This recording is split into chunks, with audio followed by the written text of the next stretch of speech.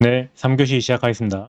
이번 시간은 앞에서 배웠던 문제 분석 방법을 우리 가장 최근의 기출인 34회 문제에다가 적용을 해서 분석하고 목차를 잡아보는 것까지 해보겠습니다.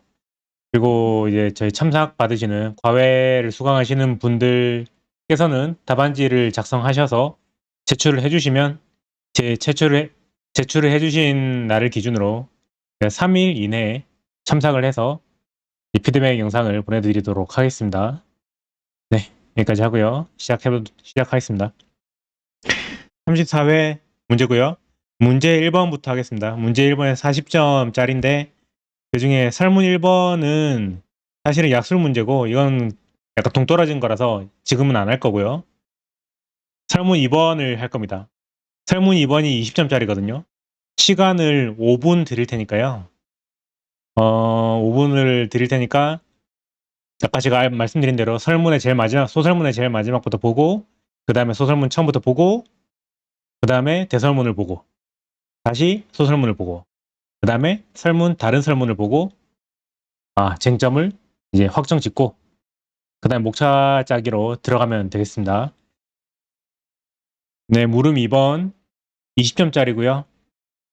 문제 분석하시고 목차 짜는 것까지 해서 5분 드리겠습니다. 5분 저랑 같이 카운트다운 해서 목차 잡는 것까지 한번 해볼게요. 네, 5분 시작하겠습니다.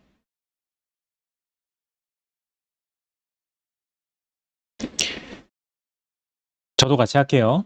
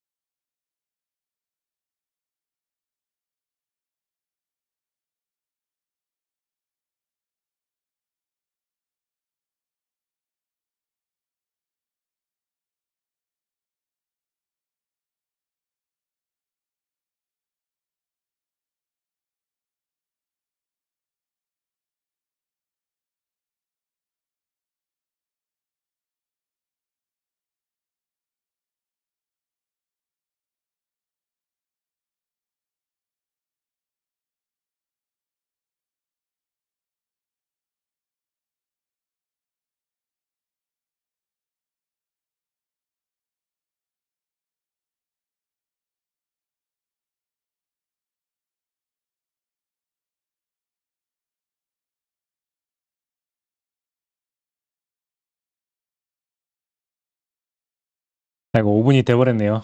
제가 이거 여기다 하는 게 좀 낯설어 가지고 시간이 좀 오래 걸렸는데 목차까지 마저 잡는 거 제가 잡는 거 보고 설명드릴게요.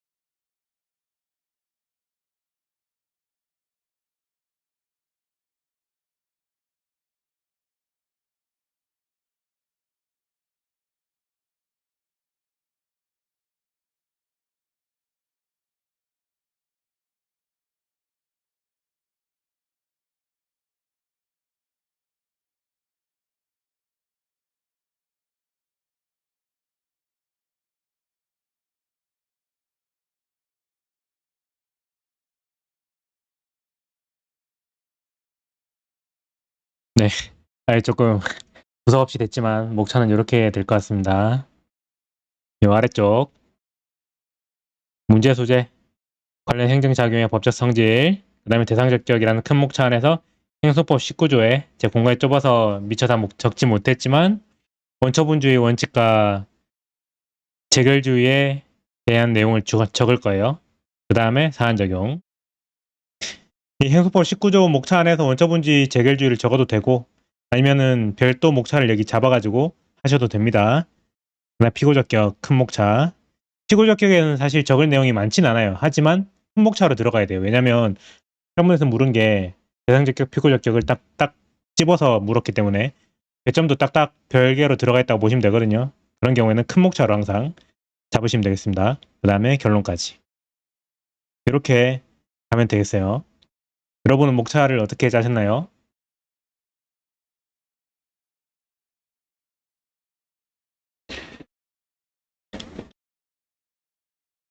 아무튼 제가 잡은 목차는 저의 목차고요. 여러분이 잡으신 목차랑 다를 수도 있습니다. 제가 이걸 설명을 안 드렸네. 잠깐만요. 네.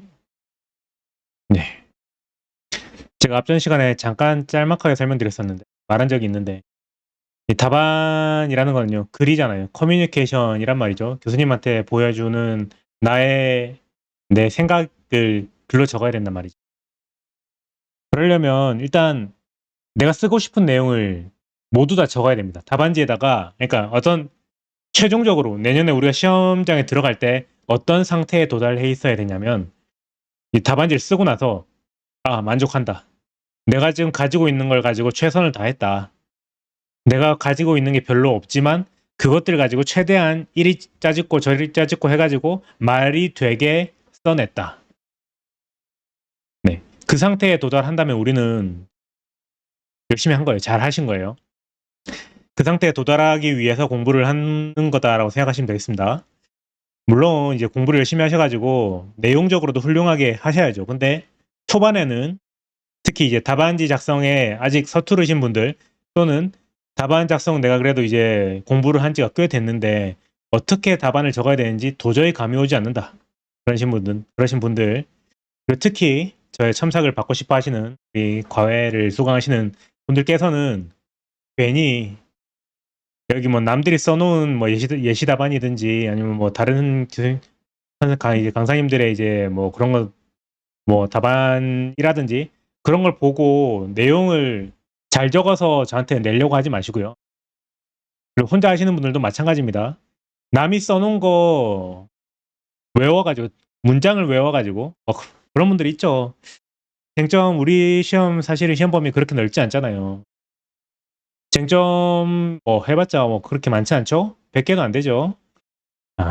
아무튼 저마다 생각이 다를 수 있지만 아무튼 그걸 다 외워가지고 그냥 그때그때 퍼즐 끼워 맞추듯이 해서 끼워 맞추기 식으로 대응을 하겠다는 분들이 많습니다. 많은데 과연 그게 바람직한 방법인가? 특히 바람직하다라고 하는 건 수험 측면에서 효율적인 방법인가는 다시 한번 생각을 해볼 필요가 있다고 저는 생각합니다.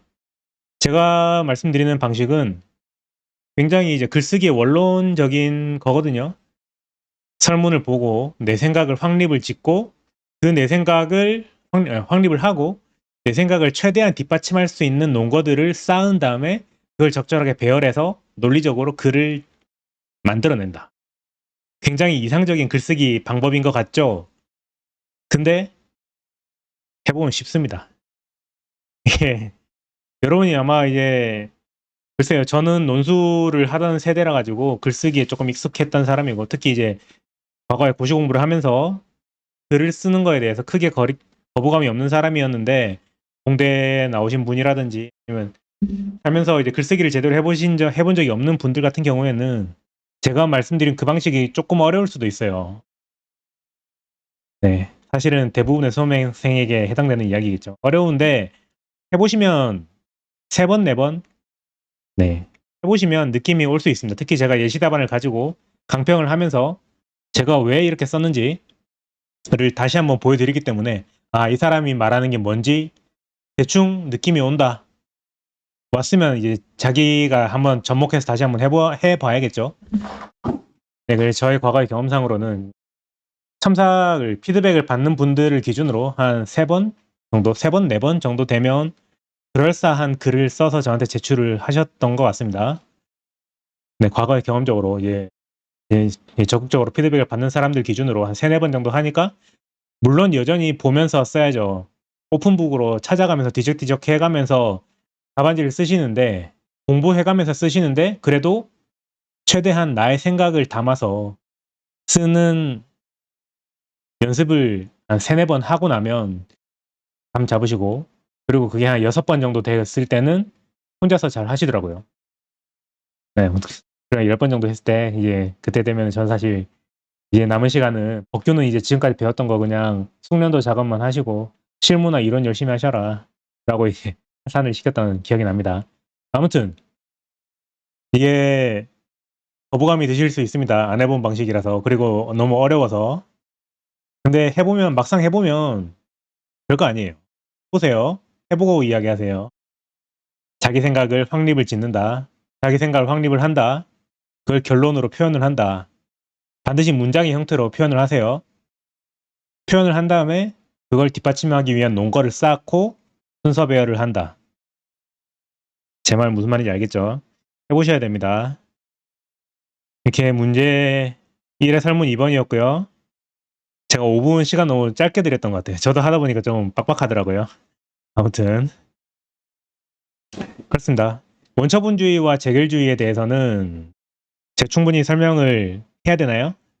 원래 이제 제가 우리 수업은 이렇게 진행이 될 거예요. 이번 시간에는 1교시, 2교시 때 약간 오리엔테이션처럼 방향성 잡아주는 시간을 좀 많이 가졌다 보니까 내용 설명을 하지 못했어요. 근데 앞으로는 오늘이 1회차죠. 다음 2회차 강의 때는 이렇게 될 겁니다. 제일 먼저 1교시, 2교시, 3교시라고 할게요. 1교시 때 강평할 거예요. 34회 강평 하고 3교시 때 33회 분석할 겁니다. 방금 했던 방식처럼 문제 분석하고 목차 잡고 그런 거 할 거예요. 그리고 그 다음 2회차 2회차 때 이렇게 할 거고요. 3회차 때 3회차 때 33회 강평할 거예요. 그리고 3교시 때 32회 분석할 겁니다. 그럼 2교시 때는 뭘 할 거냐? 33회 문제를 풀기 위해서 우리가 알아야 되는 배경 지식들이 있어요. 기본 강의 때 충분히 공부를 하셨을 거라고 생각하지만 충분히 나에게 이제 습득되지 않은 그런 것들이 있겠죠.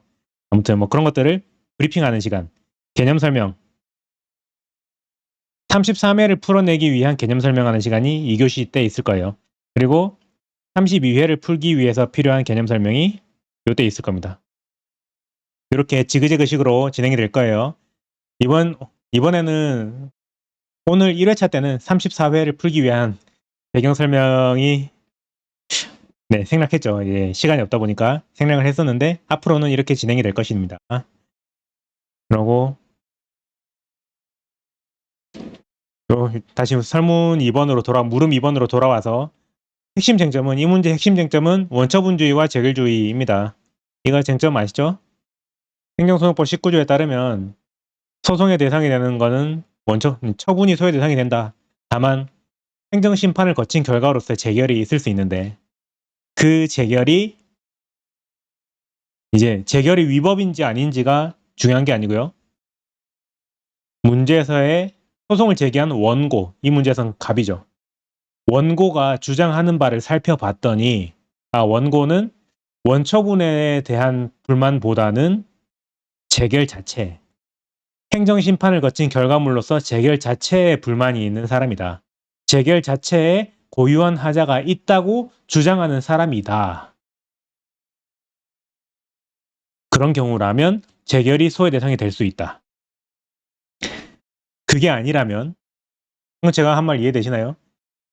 원처분에는 불만이 크게 없는데 재결의 자체에 고유한 하자가 있다고 주장하는 사람. 실제로 재결 자체에 고유한 하자가 있는지 없는지는 따져봐야 합니다. 근데 우리는 지금 소송의 대상적 격을 판단하는 거잖아요. 소장에다가 어떤 행위를 대상으로 적어야 되느냐를 우리가 판단함에 있어서 이 사람이 소송에서 이기냐 지냐가 중요한 게 아니고요. 지금은 이 사람이 소장에다가 무슨 행위를 적어야 되느냐에 대해서 재결 자체에 고유한 하자가 있음을 주장하는지 아닌지를 가지고 판단하는 겁니다. 이 문제에서는 이의제결을 거치긴 했지만 행정심판의 성격을 가지고 있는 이의제결을 거치긴 했지만 설문에 드러나지 않았죠. 원처분에는 없는 재결 자체에 고유한 위법이 있다고 갑이라는 사람이 주장하는 게 없잖아요. 그렇다면 우리는 이제 약간 이런 마인드를 가져야 되는데요. 문제에 드러나 있지 않은 것은 특별히 문제되지 않는다. 이미 충족되었다. 또는 쟁점이 아니다. 라는 이거 그냥 상식이랑 상식입니다. 모르셨다면 앞으로 이거 상식이라고 받아들이시면 됩니다. 다시 문제에 주어져 있지 않는 것은 특별히 문제되지 않는다. 적을 필요가 없다. 이렇게 생각하시면 되고요. 이 문제에서는 이의제결을 거쳤는데 특별히 이의제결 자체에 고유한 위법이 있다고 주장하는 그런 내용이 없잖아요. 그렇다면 문제에서는 특별히 이의제결 자체에 고유한 하자가 있다고 주장하는 게 없기 때문에 원처분이 소요 대상이 된다. 네, 그렇게 생각하시면 됩니다. 자, 다시 이 법학계에서의 사고방식이에요. 이게 굳이 따지면 리걸 마인드가 이런 겁니다. 문제 삼지 않은 것은 문제되지 않는다. 굉장히 법학적인 생각이잖아요. 문제 삼지 않은 건 문제되지 않는다. 실제 소송에서도 마찬가지입니다. 여러분 이제 변론주의 그런 거 아시나요? 이 사람이 문제 삼은 것, 소장에다가 적은 것들만 가지고 싸워야 되는 거예요. 제가 지금 무슨 말 하는지 아시겠죠? 이 법이라는 게 그렇습니다. 이제 판사님이 보시기에 제가 지금 몰라가지고 주장을 안 하고 있는데 그러니까 이 말 한마디만 톡 꺼내기만 하면 저 원고가 이길 수 있는데 원고 측 변호사가 잘 못해가지고 요 말 한마디를 안 꺼내네? 이거 하나를 주장을 안 하네? 그러면 판사님 입장에서 답답하지만 판사님이 이야기를 먼저 끄집어낼 수는 없는 거예요. 이 법의 원칙이 그렇습니다. 물론 이제 행정법에서는 조금 다른 게 있긴 해요. 직권주의니 뭐 그런 게 있긴 한데 아무튼 법학의 기본 이제 사고방식이 그런 거예요. 문제 삼지 않은 건 문제되지 않는다. 따라서 이 법학 이제 답안지 쓸 때도 마찬가지입니다. 문제 분석할 때도 마찬가지예요. 설문에서 이 갑이라는 사람이 문제 삼지 않은 건 쟁점이 아니다. 네, 그렇게 생각하시면 되겠습니다. 그래서 이 문제도 사실은 좀 생각을 해보면 열린 결말로 두 가지로 이제 쪼개서 쓸 수도 있습니다. 이제 큰 목차를 이제 갑이 이의제결 자체의 고유한 하자를 주장하는 경우의 대상적격과 피고적격. 이런 걸, 네. 제가 지금 무슨 말 하는지 아시겠나요? 대상적격에서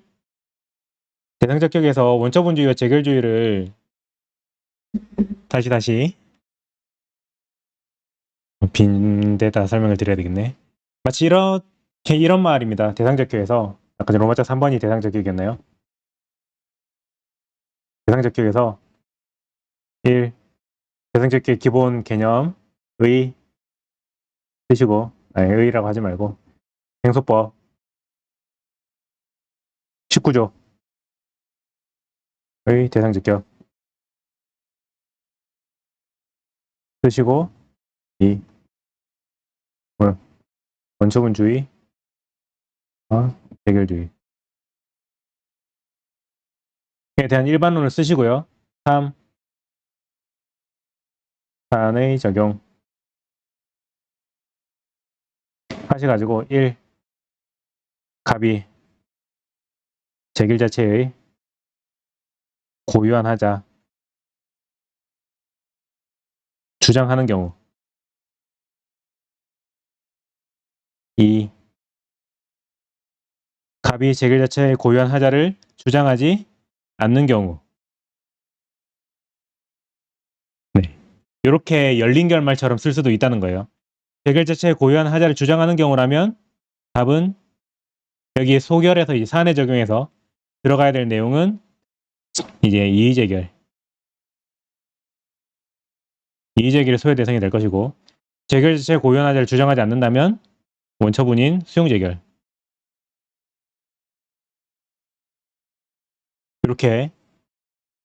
이렇게 되는 거고요. 마찬가지로 피고적격도 빈데다가 한번 묵살을 잡아볼게요. 앞에서 우리 대상적격을 열린 결말로 두 가지 경우로 나눠서 썼잖아요. 피고적격도 마찬가지로 할 수 있습니다.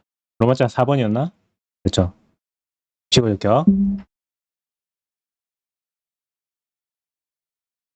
피고적격에서 1.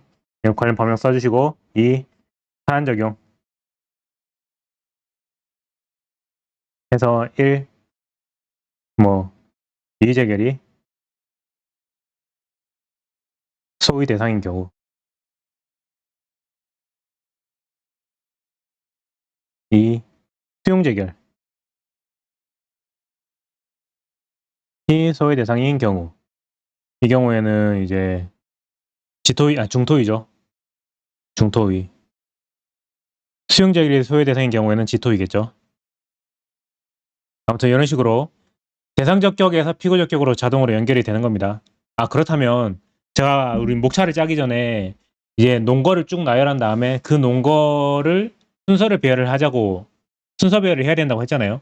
그랬을 때 당연히 이제 피고적격도 하나의 큰 목차 이제 대상적격도 하나의 큰 목차로 들어가야 되는데 이 순서를 생각을 할 때 그냥 이제 해야 되는 대상적격을 먼저 써야 되는 거죠. 아무튼 대상적격에서 열린 결말로 갔다면 이 피고적격에서도 열린 결말로 가시면 됩니다. 이게 뭐가 하나가 옳다 뭐 그런 건 아니에요. 저는 저라면 그냥 문제에서 특별히 문제 삼지 않았다면 그냥 수용 재결이 소요 대상이 된다. 그리고 지토위가 피고가 된다라고 하고 끝낼 것 같습니다.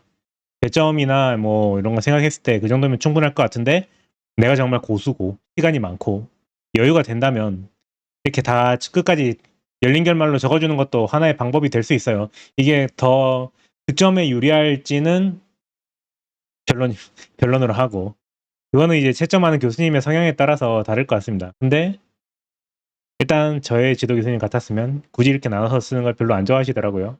이미 문제에서 내가 다 줬는데 뭘 열린 결말처럼 판단하느냐라고 하셨을 것 같습니다. 저희 지도 교수님은 이제 은퇴를 하셨는데 56년생이시거든요. 은퇴하셨는데 만약에 저희가 과거를 상상을 해보면 그랬을 것 같아요. 내가 이제 문제에서 문제 삼지도 않았는데 왜 굳이 네가 이걸 쪼개서 했느냐라고 하실 것 같습니다.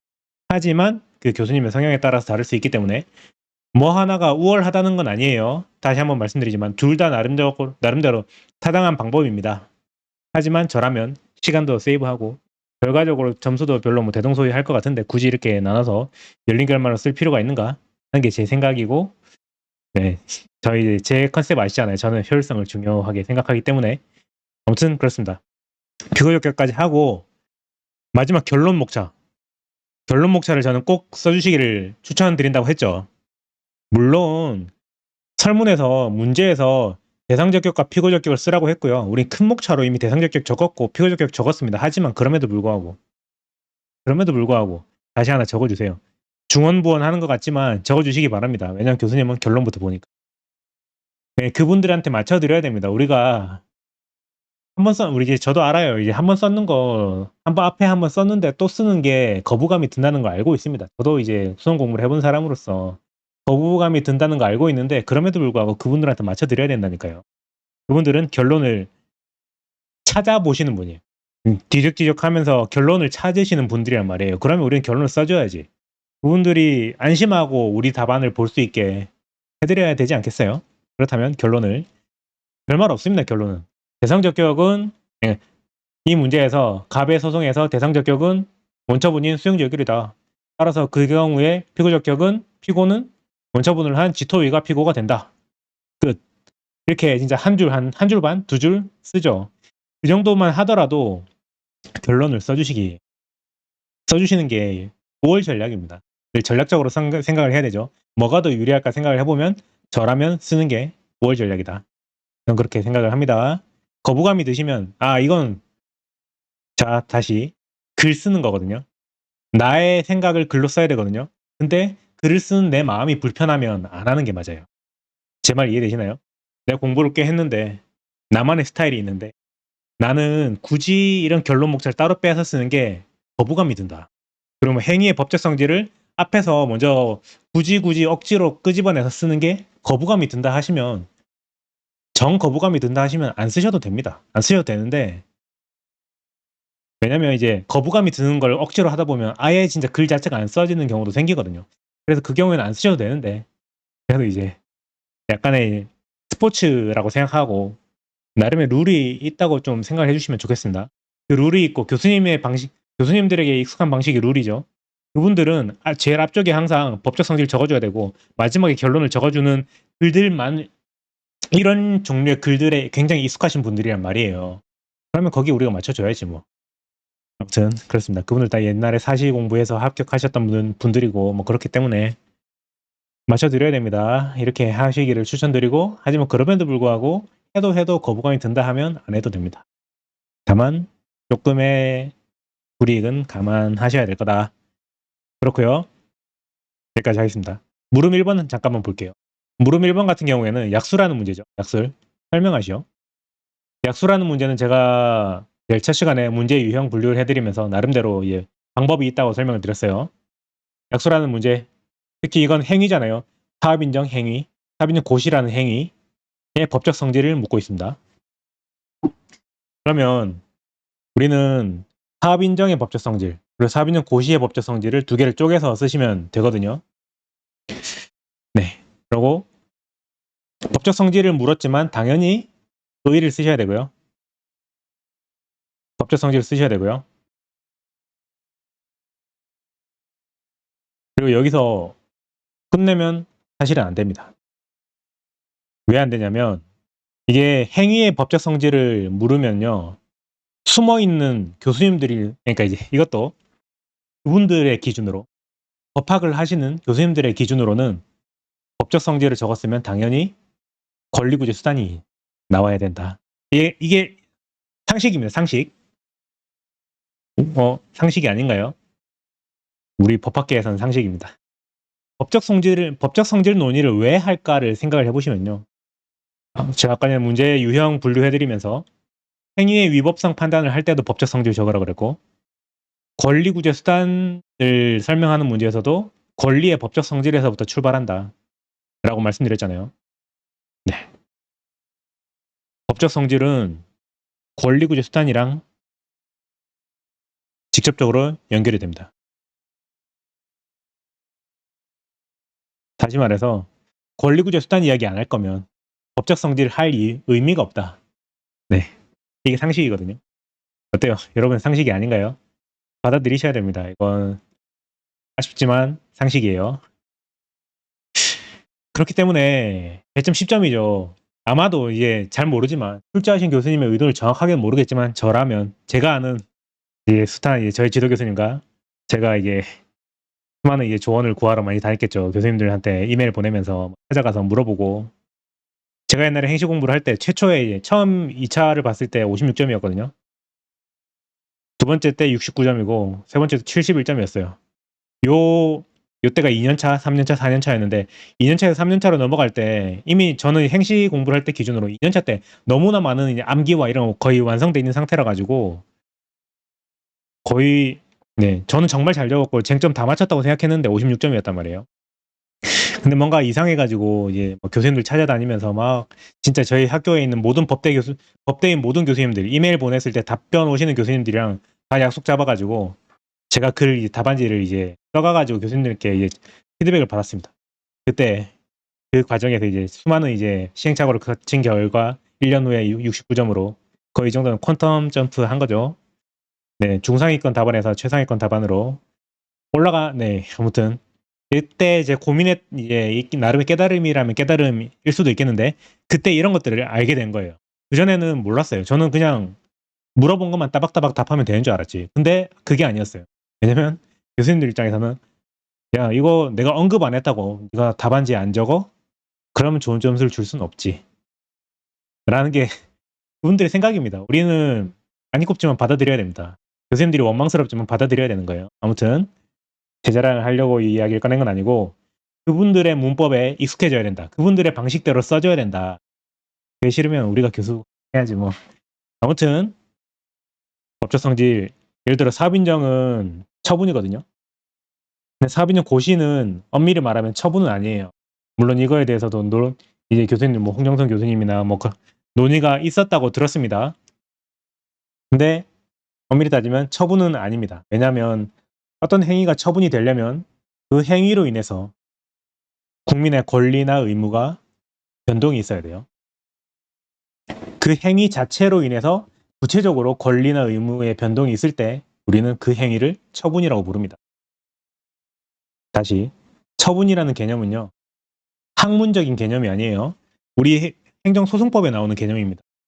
근데 우리 행정소송법에서 말하길 그리고 이제 이 판사님들께서 말씀하시기를 그 행위로 인해서 권리나 의무의 변동이 있다면 그 형태에 상관없이 그걸 처분으로 인정하겠다. 따라서 항고소송을 제기할 수 있도록 권리구제사단으로서 항고소송을 제기할 경우에 받아주겠다. 대상적 격에서 커트시키진 않겠다라는 게 우리 판사님들의 오피셜입니다. 다시 어떤 행위가 처분이 되려면 다른 행위랑은 독립적으로 그 행위 자체만으로 인해서 권리나 의무의 변동이 있어야 된다. 자, 다시 사업인정 고시가 사업인정이랑 똑 떨어져서 별도의 권리나 의무의 변동이 있는 행위입니까? 아니거든요. 우리 사업인정 고시의 법적 효과 뭐 알고 계시죠? 뭐 수용권의 설정, 뭐 목적물의 확정, 뭐 그런 거 있잖아요. 수목관, 뭐 보조 그런 거 있죠? 여러분 이제 우리 과거 기출에 나와가지고 뭐 구문자 따서 외우시는 그 수목관 보조라는 게 사업인정 고시의 효과인가요? 사실은 아닙니다. 사업인정의 효과예요. 사업인정으로 인해서 사업 시행자에게 수용권이 설정된 것이고요. 사업인정으로 인해서 사업 시행자들이 사업 계획서를 이제 만들어서 국토부 장관한테 보고서를 올리면 국토부 장관이 컨펌을 해주면 사업 인정이 내려지는 거란 말이에요. 네. 사업 인정으로 인해서 사업 계획서에 들어가 있던 대로 목적물이 확정이 되고 그렇게 되는 겁니다. 다시 사업 인정 고시가 있어서 목적물이 확정되는 게 아니고요. 사업 인정이 내려지면 목적물이 확정이 되는 거예요. 사업 인정 고시는 사업 인정이라는 처분의 효력이 개시되는 행위. 효력 발생 요건이라고 합니다. 우리가 흔히 말하기 효력 발생 요건에 불과한 거예요. 제 말 이해되시나요? 심지어 이제 관련 법령을 찾아보시면 사업인정 고시는 이제 불특정 다수인한테 하는 거고요. 사업 시행자랑 이제 뭐 토지 소유자랑 관계인 그런 직접적인 이해 관계자들한테는 개별적으로 통지를 해줍니다. 이해되세요? 그 사람들한테는 고시하는 게 아니라 사업인정 고시라는 게 아니라 직접 당사자들한테는 개별 통지를 해준다고요. 네. 아무튼 그렇습니다. 사업인정 고시는 처분이 아니라 사실행위에 불과하다. 라는 걸 법적 성질에서 두 개를 적어주는 거예요. 자, 다시 상식적으로 또 생각을 해봅시다. 약술이에요. 두 개의 행위에 대해서 설명하래요. 각각을 설명을 나열하고 끝내면 좋겠어요? 안 좋겠어요? 반면에 법적 성질에서 하나는 처분, 하나는 처분 아님. 권리구조 수단에서 처분이니까 항고소송, 처분이 아니니까 사실행위거든요. 당사자 소송. 네. 아니면 뭐 항고소송이 안 된다라고 하시는지. 이런 식으로 비교를 하는 답안지를 써줘야 됩니다. 자, 다시 약술 문제예요. 법적 성질에 관해서 각각 설명하래요. 법적 성질까지만 권리구조 수단 이런 거 빼고 적지 말고 법적 성질까지만 적어도 괜찮아요. 괜찮은데 고득점 하고 싶으면 숨어있는 교수님들의 문법을 찾아내야 되는 거예요. 네, 제가 알려드리겠습니다. 이런 것들.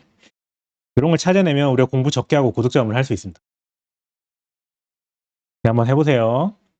이거는 특별히 시간 제사하진 않고 물음 3번 한번 볼까요? 물음 3번은 이거 같이 제가 이제 설명드리면서 같이 한번 읽어보면서 갈게요. 제일 마지막 문장. 갑이라는 사람이 아까 누구였죠? 소유자죠. 갑 소유자. 이에 대해 불복하는 경우 뭐야? 이가 뭔데? 이따 보고 적합한 소송 형태를 쓰고 소송의 형태래요. 이에 관해 설명하래요. 뭔지 모르겠네요.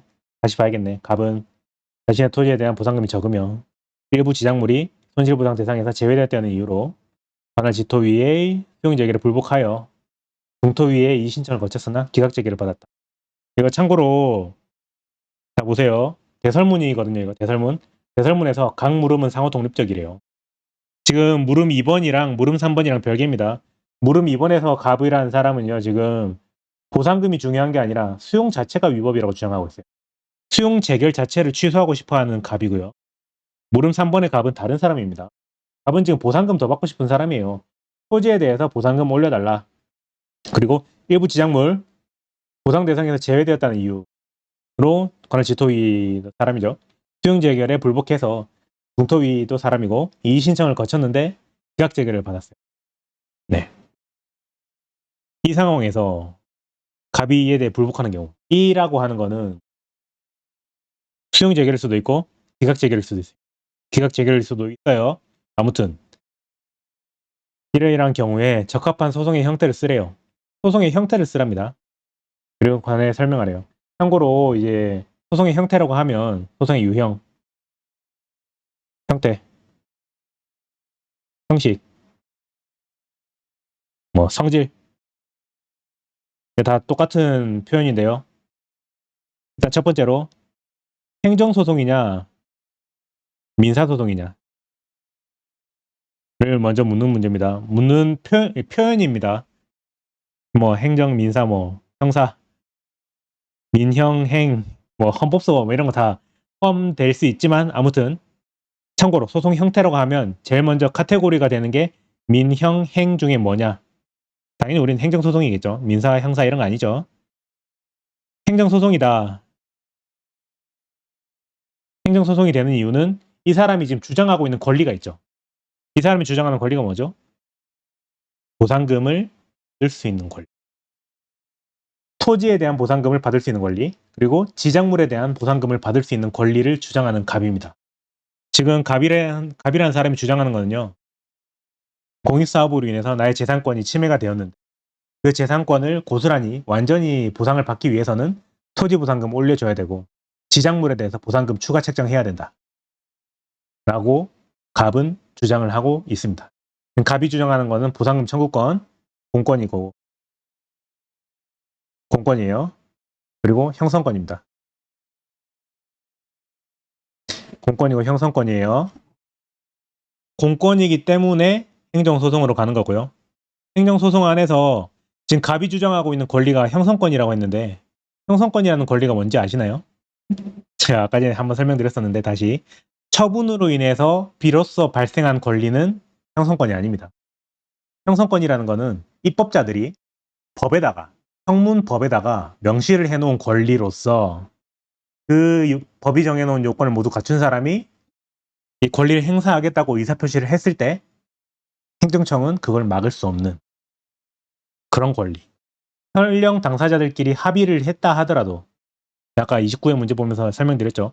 각서 같은 당사자 간의 의사합치를 봤다 하더라도 그 권리 행사를 막을 수 없는 그런 종류의 권리가 형성권이라는 거거든요. 참고로 우리 법에 나와 있는 권리들은 거의 대부분 형성권입니다. 자녀지 수용 청구권이 형성권이다라는 거 알고 계시죠? 공부를 좀 하셨다면 알고 계셔야 되는데 과연 이게 그 논리를 생각해 보세요. 자녀지 수용 청구권만 형성권일까요? 예를 들어 이제 뭐 일반적인 토지를 수용당하게 된 사람, 그 사람이 주장하는 권리는 토지에 대한 손실보상금 청구권이죠. 그 권리는 형성권이 아닐까요? 우리 법에서 요건 정해놨는데 토지를 가지고 있고 사업인정 고시일 이전부터 토지를 가지고 있는 그런 사람의 토지를 수용하게 되면 보상금 줘야 된다. 심플하지만 법에 요건을 정해놨잖아요. 네, 법이 정해놓은 요건을 갖추고 있는 사람인데 그 사람이 주장하면 돈 줘야죠. 돈 어떻게 안 주고 수용하겠습니까? 네, 그렇다면 우리 법 70조에 따른 토지의 손실보상 청구권은 형성권입니다. 자녀지 수용 청구권만 형성권인 게 아니에요. 네, 아무튼 다시 여기까지 하고 갑이 주장하는 보상금 청구권은 형성권이다. 처분으로 인해서 발생한 권리가 아니라 입법자들이 만들어 놓은 권리이다. 따라서 이제 다시 여기서 커트하고 다시 소송의 형태에 대한 이야기로 가보겠습니다. 행정소송에는요, 항고소송이 있고 당사자 소송이 있습니다. 뭐 우리 행정소송법에 보면 그 밑에 이제 뭐 기관소송, 민중소송 그런 게 있지만 우리는 관심 대상이 아니고 항고냐 당사자냐, 그리고 항고안에는 취소, 무효, 부작위 소송이 이렇게 세 가지로 또 나뉘죠. 아무튼 근데 보통 이제 소송의 형태라고 하면 항고냐 당사자냐까지를 이야기합니다. 취소, 무효, 부작위는 항고소송으로 묶이는 거예요. 자, 다시 제가 교수님들의 문법에 익숙해져야 된다고 말씀드렸잖아요. 교수님들은 소송의 형태, 소송의 유형이라고 하면 보통 항고냐 당사자냐를 물어보시는 거예요. 물론 항고라고 판단했으면 그 중에도 구체적으로 무슨 항고 소송인지를 적어주는 게 실익이 있을 수도 있습니다. 도움이 될 수도 있는데 근데 교수님들의 문법에서는 그건 아니다. 그리고 당사자 소송이라면 사실 우리는 형당이란 거 알죠? 형식적 당사자 소송. 우리만 압니다. 우리만. 간편 공부하는 사람들만 알아요. 물론 일반 행정법 공부하는 분들도 형식적 당사자 소송의 개념은 알고 있는데요. 우리만큼 자주 출제가 되진 않아요. 우리는 근데 거의 이거는 매년 나오는 거잖아요. 보상금 증감 청구 소송은 당사자 소송이고 그 중에도 형식적 당사자 소송의 실질을 갖는다. 네, 그렇습니다.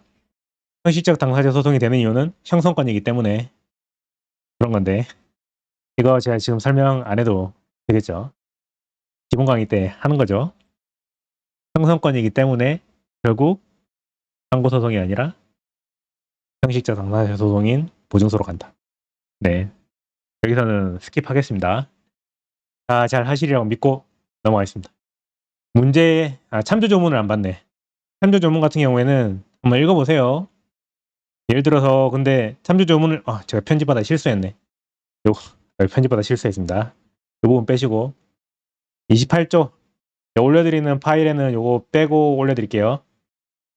28조 재결의 신청, 83조 이의 신청, 84조 이의 신청에 대한 재결 요런 거는 이제 참조 조문을 보실 때 여기에는 눈길도 가면 안 돼요. 아니다. 눈길은 가고 그냥 1초도 시간을 허비하면 안 됩니다. 왜냐면 이런 거는 이미 우리는 공부해서 알고 있는 내용들이니까. 이거는 한번 쭉 읽어볼 필요는 있는데요. 국회법 88조 실시계획에 대한 인가 쭉 진짜 빨리 읽으셔야 돼요. 이게 무슨 내용인가? 실시계획 인가가 내려지면 사업시행자는 1항에 따라 실시계획을 작성하면 국토부 장관 이렇게 인가를 받아야 된다. 그리고 96조에서 공유사법이 준용된다.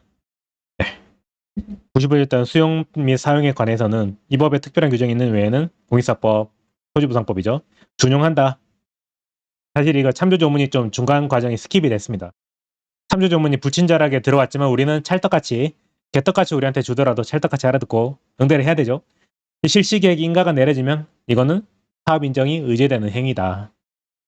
사업인정 처분이 있는 건 아니지만 공인수사법이 준용이 되기 때문에 물론 이제 이 국계법을 보면은 실시계획인가가 내려지면 사업인정이 있는 걸로 보게 되는 뭐 그런 규정이 있습니다. 근데 참조 조문을 주어지진 않았지만 아무튼 우리는 이렇게 기출문제 교수님들이 불친절하지만 뭐 그러려니 해야죠. 그분들이 원래 불친절한 분들입니다.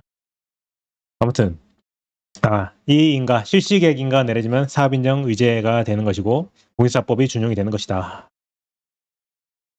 네, 여기 나오는 요 준용할 때 실시계획인가를 고시가 되면 사업인정 및 사업인정 고시가 있었던 것으로 본다.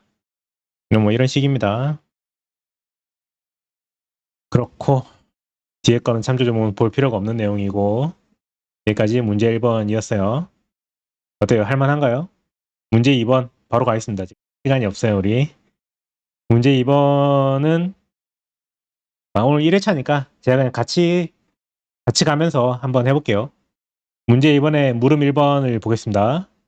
물음 1번 같은 경우에는 뭐야 한 문장이네. 한 문장으로 돼 있죠. 한 문장으로 돼 있으면 사실 뭐 딱 정해져 있는 건 아니에요. 저라면 이제 한 문장으로 돼 있으면 그냥 앞에서부터 보겠습니다.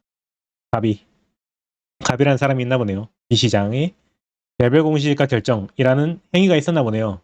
위법 부당하다는 이유로 구공법에 따른 이의 신청을 거치지 않고 행정심판법에 따른 취소 심판을 제기할 수 있는지 여부.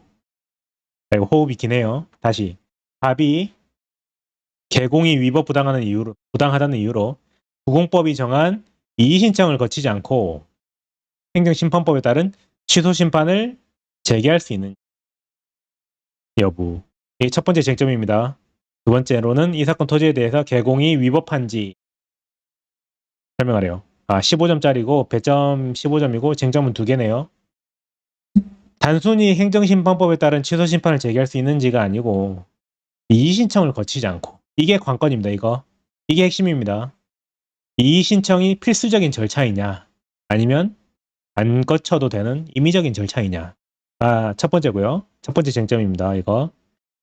다시 취소심판을 제기할 수 있는지 여부가 핵심 쟁점이 아니고요. 이의신청이 생략 가능하냐 안 하냐가 핵심입니다. 이게 첫 번째고 두 번째는 이 사건 토지에 대한 개공의 위법성을 우리가 판단을 해봐라 라는 설문이에요. 대설문을 가볼까요? 지적공부상 지목이 전인 갑소의 토지는 면적이 2000제곱미터 이고 이중 330제곱미터 토지에 주택이 건축되어 있고 나머지 부분은 밭으로 이용되고 있대요. 그럼에도 불구하고 비시장 갑 시장 소유자죠. 갑은 소유자.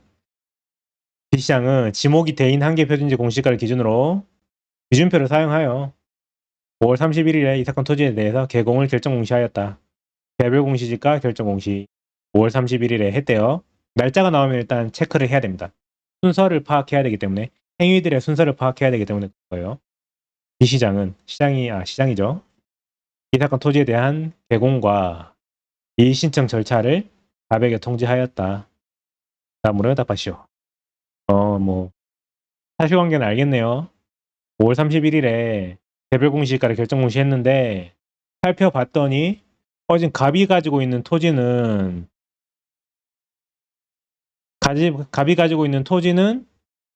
2000제곱미터 중에서 일부분은 특히 이 작은 부분이죠.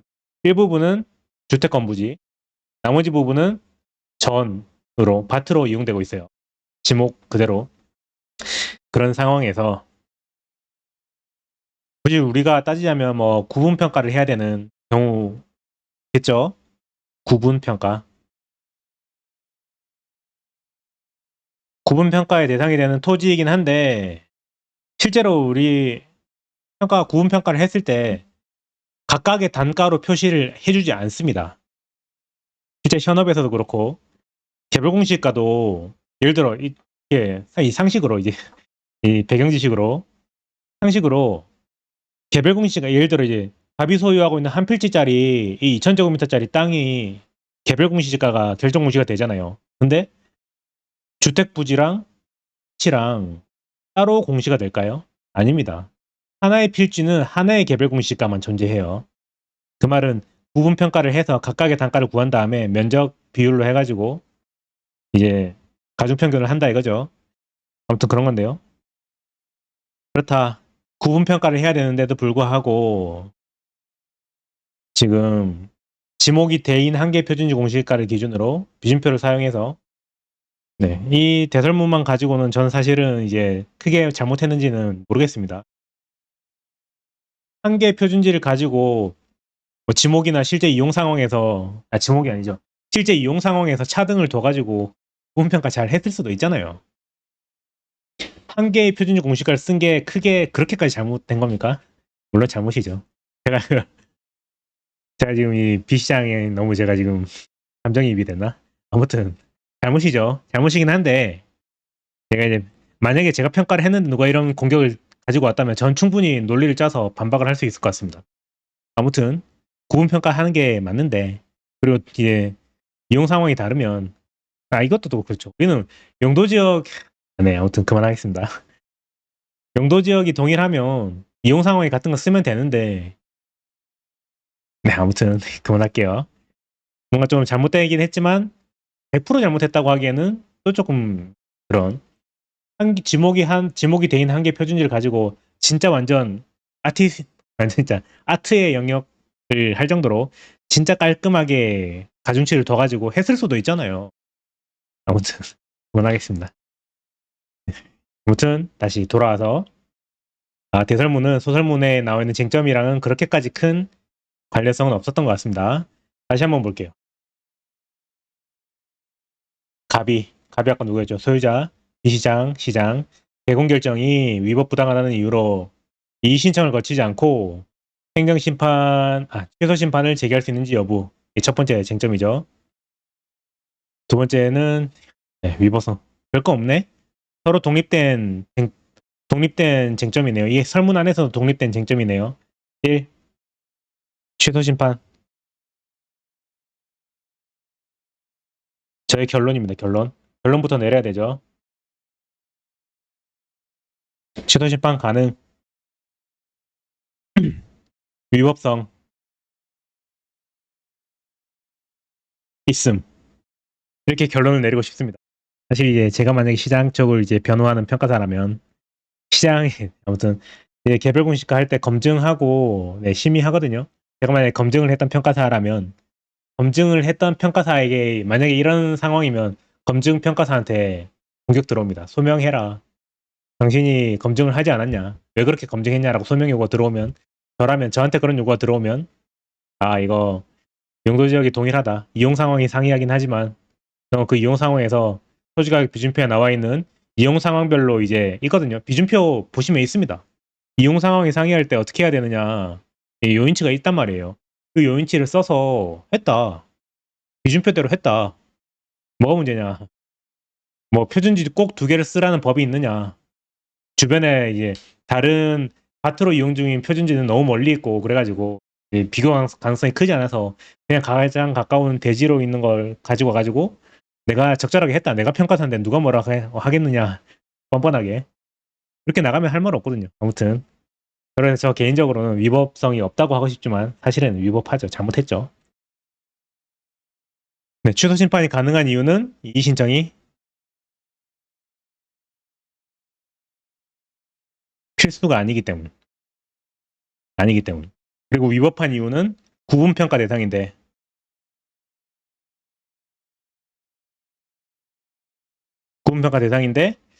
문제에 주어진 것만 보면 구분평가 하지 않은 것처럼 나와 있죠.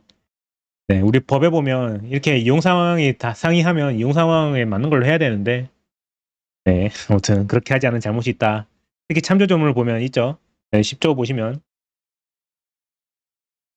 여기 10조 사항에 보시면 시군구청장이 개공 결정 무시하는 경우에는 해당 토지와 유사한 이용 가치를 지닌다고 이용자는 하나 또는 둘 이상의 표준지의 공시가를 기준으로 하나 또는 둘 이상 유사한 이용 가치를 가진다고 인정되는 이렇게 가지고 비준표를 사용해서 지가를 산정한다. 이렇게 있기 때문에 부공법 10조 사항에서 명시를 해놨기 때문에 유사한 이용 가치를 가지느냐 아니냐에 대해서 뭐 저마다 판단할 수 있겠지만 이제 상식적으로 주택 부지랑 밭은 사실은 이용 가치가 다르죠. 용도가 이용 상황이 다른 이용 가치도 당연히 다르겠죠. 그래서 이제 제가 이제 평가사로서 이제 하다 보니까 이제 변명만 늘어요. 어떻게든지 로직을 짜야 되거든요. 내가 낸 가격이 적정하다라는 거를 이제 서포트하기 위한 논리를 짜는 작업이란 말이에요. 사실은 우리 평가 작업이라는 게. 이런 핑계만 늘었는데 아무튼 그렇다. 둘 이상 써야 되죠. 이용 가치 다르면 둘 이상 써야 되고 이 설문에서 전이랑 건부지 부분은 이용 가치가 다르죠. 근데 그러지 않은 건 부분평가 대상인데 그러지 않은 건 잘못이다. 라고 쓰시면 되겠습니다. 목차는 여러분이 한번 이번에는 짜보시기 바래요. 제 목차는 다음 시간에 강평에서 확인하시면 될 것 같습니다. 설문 2번으로 갈게요. 설문 2번 마지막 문장. 갑의 청구가 이용될 수 있는지. 갑이 아까 누구였죠? 토지 소유자. 뭐야 또 갑은 또 무슨 청구를 했는지 볼까요? 갑은 소유자는 개공 결정에 대해서 부분법에 따른 이의신청이나 행정심판에 따른 행정심판과 소송법에 따른 행정소송을 제기하지 않았대요. 이후 B 시장은 자 다시 지금 대설문을 보시면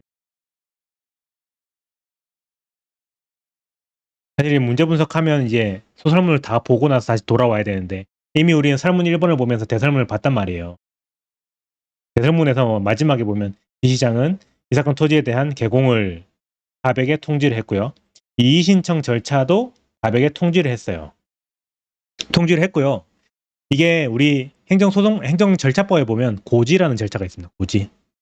고지라는 절차가 있는데 이 고지라는 절차는 처분을 할 때 그 처분을 이유 제시랑 처분을 할 때 처분장에다가 이 처분을 하는 이유를 적어줘야 되거든요. 처분을 하게 된 이제 사실관계도 적어주고 법적인 근거도 적어주고 그러는 걸 넣어서 이유 제시를 해준 다음에 고지도 반드시 따라와야 됩니다. 이 고지라는 거는 당신이 이런 이유, 그러니까 우리가 당신에게 이러한 이유로 처분을 하지만 만약에 불만이 있으면 이러이러한 절차를 거쳐서 이의신청할 수 있고 이러이러한 절차를 거쳐서 행정심판법에 따른 행정심판법에도 고지라는 절차가 있습니다.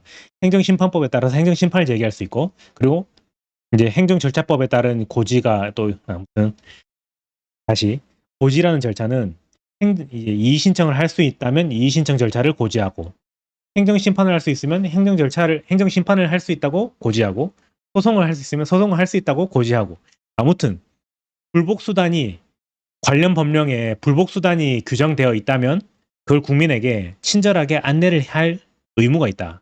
행정청에게는. 뭐 그런 절차거든요. 고지. 다시. 행정청의 의무입니다. 행정청에 고지 의무가 있어요. 그런데 고지도 했는데 이의신청 안 했죠? 행정심판 안 했죠? 행정소송 제기 안 했어요. 하려면 얼마든지 할 수 있었는데 안 했단 말이에요.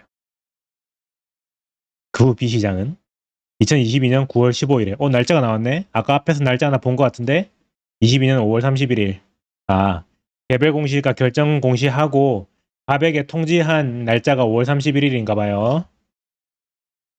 그리고 9월 15일에 5월 31일 22년 5월 31일 그래서 9월 요 하면은 3달 지났죠.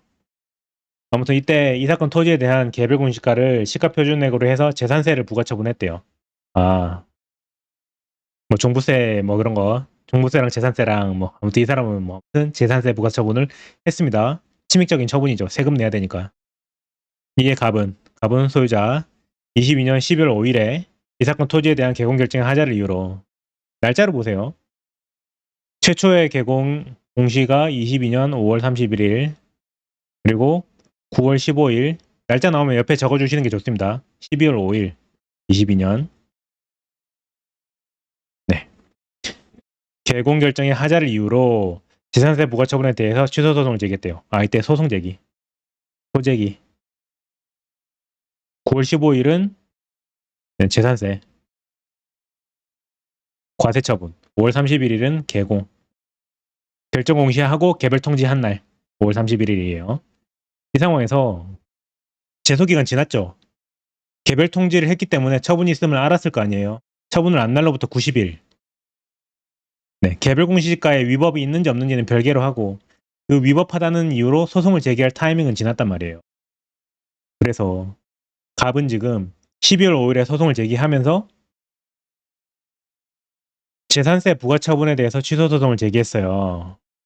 근데 처분이 위법한 이유를 살펴봤더니 최초의 처분이 개공의 하자가 있었다는 걸 이유로 삼아서 그 이후에 후속 처분인 재산세 부과 처분의 위법을 주장하고 있습니다. 이거는 굉장히 유명한 하자승계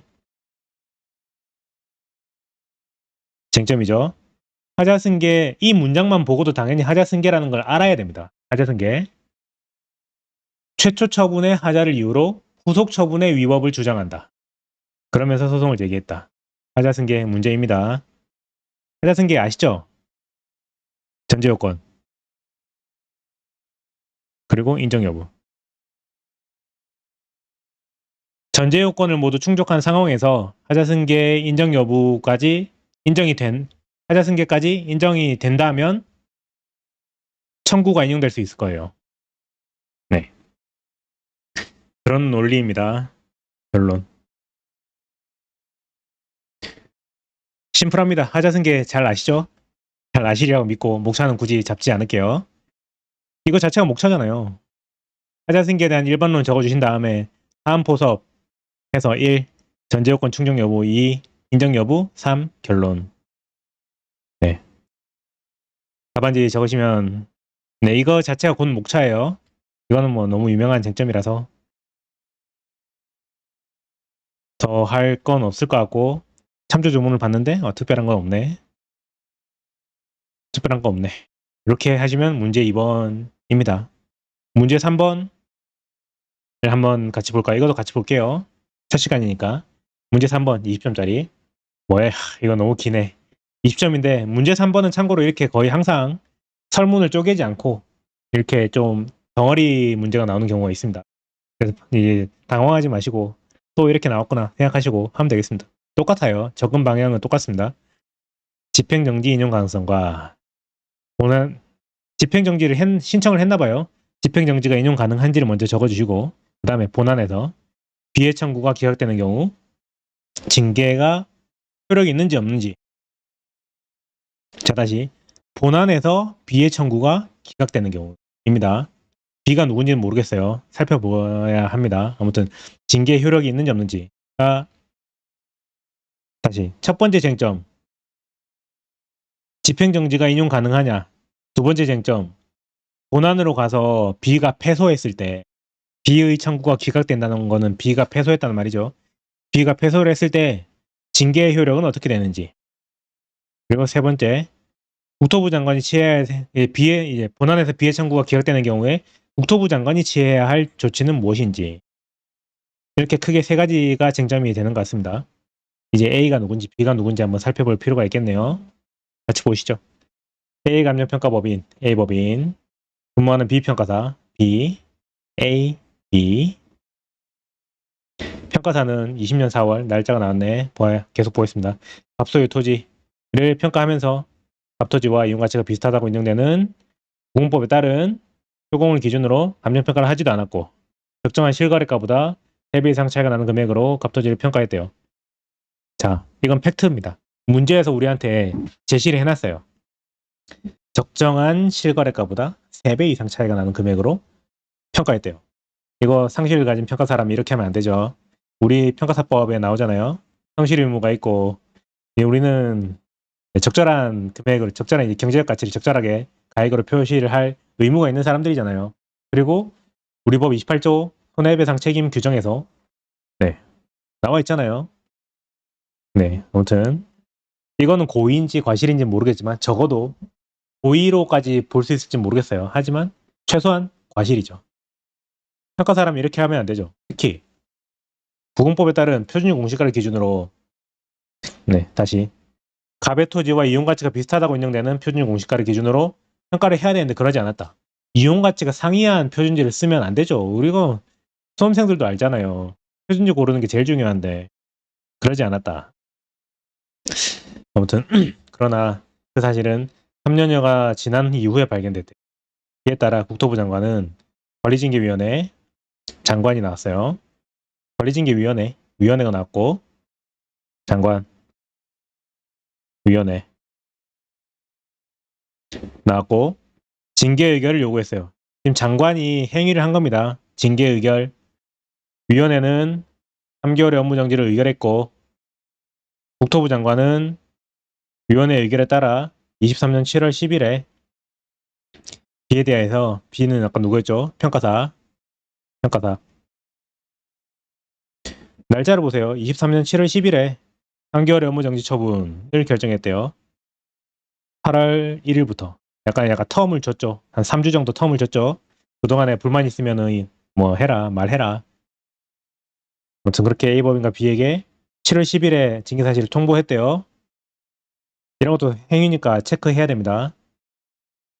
이에 B는 평가사였죠. 위 징계가 위법하다는 이유로 7월 14일에 취소 소송을 제기하면서 집행정지를 신청했다. 실제로 현실에서 소송 제기하면서 집행정지 거의 무조건 하게 됩니다. 왜냐면 이 상황에서 징계 처분이 일단 내려졌단 말이죠. 징계 처분이 내려지면 그 즉시 징계가 효력을 그 즉시 징계가 개시되는 건 아니고 여기 날짜가 정해져 있잖아요. 8월 1일부터 징계가 시작됩니다.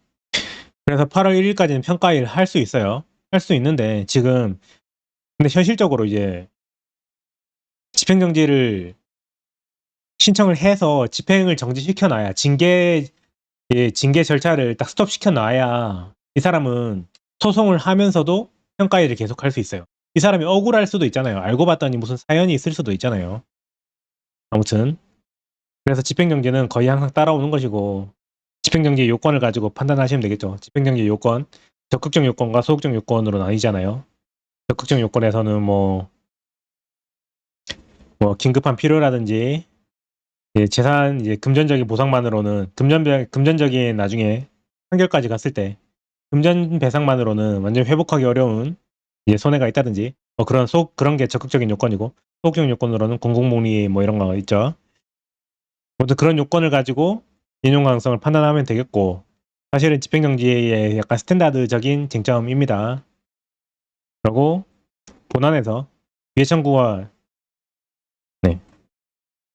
집행정지 인용 가능성 해보시면 될 것 같고 집행정지는 많이들 해보셨죠? 해보시면 될 것 같고요.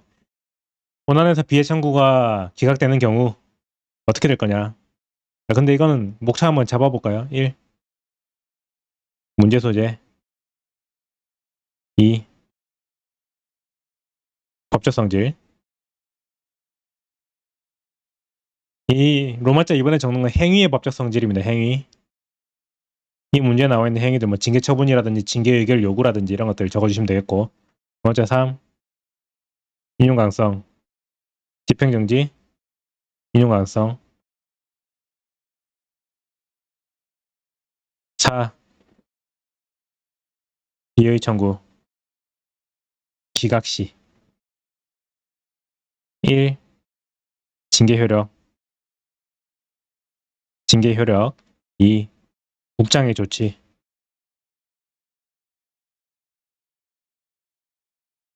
네. 제 여기 가려서 안 보이는데 아무튼 이렇게 빠지면 되나? 아무튼 이 징계 효력을 적어주고 국토부 장관이 해야 되는 조치에 대해서 빠져볼까요? 여기 있죠. 아무튼 국토부 장관이 취해야 될 조치에 대해서 적으시면 되겠습니다. 사실 이 문제는 약간 이 뒤에 나와 있는 요 본안에서 비해 청구가 기각되는 경우에 어떻게 되느냐 이건 사실은 불이타예요. 이런 거는 수험생이 준비할 수 없는 쟁점입니다. 아무튼 그래서 20점짜리 문제지만 사실은 10점짜리다라고 생각하고 집행정지 인용 가능성에 포커스를 두고 쓰시면 되겠습니다. 실제로 그래서 이제 답안을 써서 첨삭을 받고 싶어 하시는 그런 과외 수강생 분들께서는 이거 아는 것만 쓰세요. 아는 것만. 집행정지 인용 가능성은 잘 쓰시고 그래서 20점이지만 집행정지 인용 가능성에 배점이 한 10점 정도 들어가 있을 거란 말이에요. 그중에 우리는 어차피 알고 있습니다. 로마자 4번에서 본안에서 비해 청구가 기각되었을 때 어떻게 될 것이냐에 대해서는 우리가 좋은 득점을 할 수가 없어요. 왜냐면 준비하지 못했기 때문에. 그러면 과감하게 포기하고 진짜 줄처리만 하면 됩니다. 본안에서 이제 B가 평가사잖아요. 평가사가 본안 가서 졌을 때 징계의 효력은 징계 효력이 발생하겠죠. 언제부터 발생하는지가 관건일 것이고 이렇게 막 글짓기를 해야 됩니다. 준비하지 않은 건 쟁점은 글짓기를 해서 진짜 어떻게 이제 어물쩍 넘어가야 돼요. 그게 최선입니다. 집행정지 인용 가능성에 포커스를 두고 실제 배점은 아마 10점, 10점 정도 되겠지만 우리는 로마자 4번은 반 페이지 쓰면 많이 쓰는 거예요. 로마자 3번에 집중해서 쓰시면 되겠습니다. 아무튼 이게 문제 3번이고요. 다음 시간에 제가 강평으로 예시 답안을 보여드리도록 하겠습니다. 문제 3번이고 참조 조문을 한번 보시고요. 참조 조문 보시면은 이게 사실은 이 사람이 갑에 대해서 3개월짜리 업무 정지를 했잖아요. 사실 3개월짜리 업무 정지 하면 안 되거든요. 왜냐면 우리 아시죠? 평가사법 시행령 별표 3에 보면 업무정지 기준, 감정평가업자의 설립인가 취소와 업무정지 기준에 대한 규정을 두고 있고 여기 보시면 1차 위반 시에 어떻게 되느냐. 우리 법 3조 1항을 위반하여 감정평가를 한 경우 3조 상황에 따른 원칙과 기준을 위반하여 감정평가를 한 경우 지금 이 사람은 이 둘 다 해당하거든요. 근데 이 문제에 주어지지 않았지만 B라는 평가사가 1차 위반인지 2차 위반인지 3차 위반인지 안 나와 있잖아요. 업무정지 1개월이 적절하거든요. 왜냐면 이 평가사법 시행령 별표 3이 법이란 말이에요. 대적 구속력이 있는 법이란 말이에요. 그래서 업무정지 1개월로 그쳐야 되거든요. 그리고 별표 3을 보면 일반 기준에서 위반 행위 횟수에 따른 행정처분의 기준은 최근 1년간 가지고 이렇게 하고요. 위반 횟수는 이렇게 되고요. 다를 보시면 국토부 장관은 위반 행위 동기 내용 및 위반의 정도 등을 고려해서 처분 기준의 2분의 1 범위 내에서 기간을 늘릴 수 있어요. 늘리는 경우에도 2년을 넘을 수 없고요. 줄이는 것도 마찬가지입니다. 가중 감경할 수 있어요. 다시 늘릴 때 2분의 1이 상한선이에요. 가중할 때 심죄를 적용할 때 1개월 반, 한 달 반이 맥시멈이라는 거예요. 이 사람이 지금 제가 아까 전에 우리 법학에서의 상식 설명드렸죠. 너무 여기서 너저분한데 문제에 주어져 있지 않은 건 특별히 문제 삼으면 안 되는 거예요. 이 사람이 1회 위반이라고 안 나와 있죠. 2회, 3회 위반 안 나와 있죠. 그러면 1회 위반인 거예요. 1회 위반인데 3개월 업무정지 한 거 잘못이죠. 위법한 처분이란 말이에요. 아무튼 그렇습니다. 이게 뭐 문제 오류라면 오류일 수 있겠지만 아무튼 그래요. 인용 가능성에 포커스를 두고 답안을 한번 써보시기 바라고요. 네, 뭐 아무튼 그렇습니다. 그런 문제입니다. 참고로 이런 공부 이제 수험생이 공부하면 안 되는 내용이긴 한데 뭐 징계 효력이랑 관련해서 이게 교수님의 출제 의도는 정확하게 모르겠습니다. 잘 모르겠는데 이게 이런 건 있거든요. 옛날에 언제였더라? 변호사 시험에서 이런 문제가 있었어요. 이거랑 비슷한 쟁점이었거든요.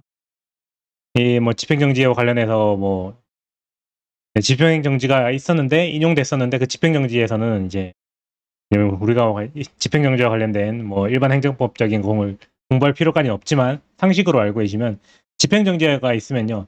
이제 1심 법원에다가 집행정지를 신청하는 거거든요. 주된 소송을 제기하면서 집행정지를 신청한단 말이에요. 그러면 1심 법원에서 날짜를 정해줍니다.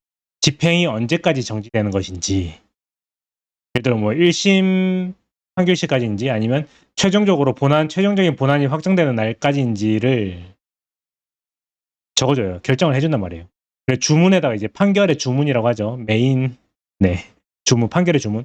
판결의 주문에다가 기재를 해주든지 아니면 별도로 언급이 없으면 본안이 확정될 때까지 뭐 집행이 정지가 되는 뭐 그런 게 있는데 이 문제는 그 과거에 몇 회더라. 아무튼 10몇 회 있습니다.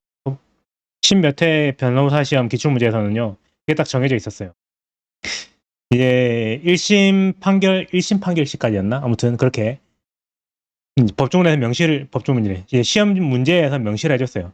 1심까지 이제 집행정지 효력이 정지가 되고 그 이후에는 이제 다시 카운트다운이 시작된다. 뭐 그런 내용의 판결문이 1심 판결이 있었는 뭐 그런 아무튼 제가 이 얘기를 굳이 할 필요가 없는데 아무튼 그런 좀 확실한 문구가 있어주면 좋긴 한데 죄송해요. 제가 지금 한 말은 잊어주셨으면 좋겠어요. 우리 어차피 이거 징계 효력 이런 거 앞으로 공부하게 될 내용이 아니에요. 이런 거. 특히 우리 34회 제일 최근에 이런 문제가 나왔죠. 그리고 앞으로 나올 일 없습니다. 그러니까 우리는 집행정지 이 문제 같은 경우에는 집행정지에만 포커스를 두고 답안지를 썼으면 좋겠어요. 네, 괜히 제가 이상한 이야기를 해가지고 마음이 좀 무거워지는데 잊어주시면 좋겠습니다. 문제 4번으로 가볼게요. 참고로 아까 제가 이야기했었죠. 시행령 29조 별표 3 이런 게 나오니까 이걸 제가 왜 지금 또 왜 말을 하고 싶냐면 참조조문이 주어졌잖아요. 참조조문이 주어졌을 때 약간 강박적으로 참조조문을 활용해야 된다라고 생각하시는 분들이 있는 것 같아요. 아닙니다. 특히 이 문제 같은 경우에 시행령 29조가 나오면 기계적으로 시행령 29조의 별표 3이 나오면 기계적으로 이걸 대적 구성능 여부를 적어주려고 하시는 분들이 있는 것 같습니다. 들으시는 당신은 아니셨으면 좋겠고 아무튼 이 문제의 쟁점이랑 관련이 없잖아요. 지금 이 문제에서 집행정지 처분이 위법이냐고 물었어요? 아니죠. 죄송합니다. 징계 처분 3개월짜리 징계 업무정지 처분이 위법이냐고 물었어요? 아니잖아요. 그러면 이거는 쟁점이 아닌 거예요. 참조조문으로 제시가 되어 있지만 쓰면 안 되는 거예요. 네. 아무튼 참조조문을 왜 줬는지는 모르겠지만 그렇습니다. 언급하지 않는 게 좋겠다. 마지막 문제 4번으로 보겠습니다. 문제 4번은 감정평가 21조 우리 평가사법 21조에 따른 사무소 개설 등에 대해서 설명하라 그랬는데 이건 진짜 답이 없죠. 밑도 끝도 없이 약수를 하라는 문제인데 최근에 법 개정을 알고 있으셨다면 23년이죠. 올해부터 개정 아니다. 잠깐 22년도인가요? 22년 작년이죠. 22년 2022년부터 법 개정이 돼 있었어요. 법이 개정됐습니다. 사무소 개설을 할 때 사무소 개설 신고를 하지 않아도 돼요. 기존 법에서는 국토부 장관에게 신고를 하고 사무 및 평가업을 할 수 있었거든요. 기존에 신고 자기연결적 신고긴 했습니다. 자완신 기존 과거법에서는 자완신이었어요. 자완신 아시죠? 자기완결적 신고 우리 행정절차법에 나오는 원래 의미의 신고였단 말이죠. 근데 작년에 법이 개정되면서 신고 자체가 없어졌어요. 사무소는 그냥 신고하지 않고 개설을 할 수 있습니다. 물론 현실에서는 우리 협회에다가 신고를 하고 뭐 그런 게 있지만 그건 협회 신고고 우리 협회는 행정청이 아니란 말이에요. 국토부 산하기관이 아니에요. 협회에 신고하는 거는 우리 협회에서 제공하는 그런 각종 서비스를 받기 위해서 협회에다 신고하는 거고요. 우리 법적으로는 국토부 장관에게 신고를 하는 게 법적인 행위였는데 그 법적인 행위가 불필요하게 되었어요. 그거에 대해서 법이 개정된 그 사항에 대해 그 내용에 대해서 적어주는 게 이 문제 10점짜리 약술 문제의 핵심이었을 것 같고 그거 이외에는 그냥 법조문에 나와 있는 거 쭉 나열해서 아는 거 떠오르는 거 막 그냥 나열해서 적으시면 되는 문제입니다. 법 개정 사항을 모르고 있었다면 잘못하면 10점 중에 한 1, 2점밖에 못 받을 수도 있어요. 왜냐면 교수님이 물어보고 우리한테 뭐 합동사무소가 어떻느니 뭐 그런 거 묻고 싶었었겠어요? 아니죠. 당연히 법이 개정된 사항을 알고 있느냐를 묻는 문제고 그래서 이제 법 개정된 거는 잘 알고 계셔야 되는데 그거는 뭐 수험생이 할 수 있는 일은 아니라고 생각합니다. 강사들이 챙겨줘야 되는 거고 제가 잘 챙겨드릴 테니까 저를 믿고 따라오시면 저는 이런 거는 잘 체크해 드릴 거예요. 왜냐면 저는 법조문을 중요하게 생각하는 사람이기 때문이죠. 여기까지 하면 34회 문제를 같이 한번 분석을 해봤습니다. 열심히 한번 제가 아까 말씀드린 대로 목차 한번 잡아보시고 여력이 되신다면 답안지를 쓰세요. 답안지를 쓰고 내가 만족할 만한 답안이 됐는지를 계속 체크를 해보셔야 됩니다. 그래서 이제 과외를 받으시는 분들 그리고 이제 참석을 희망하시는 분들께서는 진짜 내가 원하는 데까지 진짜 오픈북 해도 상관없습니다. 지금 시점에 오픈북 하는 게 차라리 나을 수도 있어요. 괜히 이제 100분 시간 재가지고 100점짜리 다 써보겠다고 이제 하는 거는 저는 객기라고 생각합니다. 의미가 없어요. 많은 게 없는데 어떻게 100분 안에 들어갑니까? 암기까지 100분 안에 100점을 다 쓰려면요. 암기까지 돼 있어야 돼요. 현재 시점에 암기 돼 있는 사람 별로 없잖아요. 네. 저도 지금 당장 쓰라 그러면 쓸 수 있으려나? 저는 쓸 수 있을 것 같은데 아무튼 공부 안 하다가 하면 저도 이제 모르겠다. 아무튼 암기가 충분히 안 돼 있는 사람이라면 지금 당장 올해 2차를 치고 왔던 사람이라고 하더라도 당장 쓰라고 하면 못 쓸걸요? 왜냐면 까먹었기 때문에. 암기가 돼 있는 사람들은 100% 안에 100점을 들어갈 수 있어요. 근데 우리는 아직 그렇지 않기 때문에 뭐 시간 제한 두지 말고 내가 쓰고 싶은 최선의 글을 한번 써보시기 바랍니다. 최선의 글을 써서 저한테 이제 뭐 참석을 희망하시는 분들은 제 이제 별도의 영상으로 어떤 방식으로 하면 되는지 별도 영상으로 안내를 드리겠습니다. 아무튼 최선의 글을 한번 써보시기 바라고 답안지를 쓴다고 생각하지 말고 나의 생각을 글로 표현한다라는 마인드로 접근을 해보셨으면 좋겠습니다. 네, 여기까지 34회 문제 분석했고 첫 회차 수업은 여기까지 하도록 하겠습니다. 수고하셨습니다.